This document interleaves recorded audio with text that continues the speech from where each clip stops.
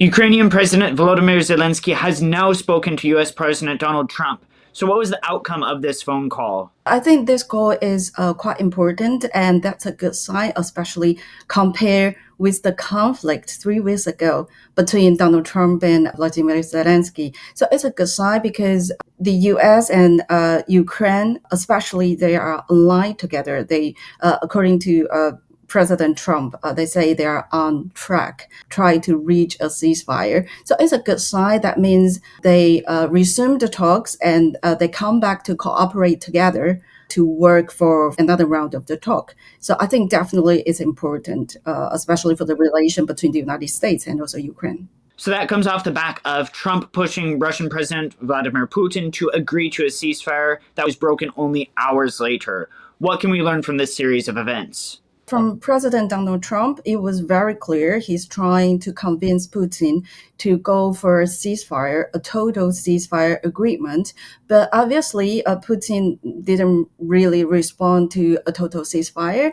Ultimately, he just kind of doing a favor to President Trump for temporarily partial ceasefire. But then after several hours, he just broke ceasefire. But actually, from the Russian newspapers, you will see that they accused of Ukraine who broke the ceasefire, the partial ceasefire first. So it's not clear what Putin was trying to do, but it's obvious that he's playing tactics of his own game, and his stance has never changed. He insists on several issues, and he put actually more conditions if they are going to reach a ceasefire agreement. At this point, it feels like there's two different paths that the US administration is walking down when talking to Russia and then when talking to Ukraine.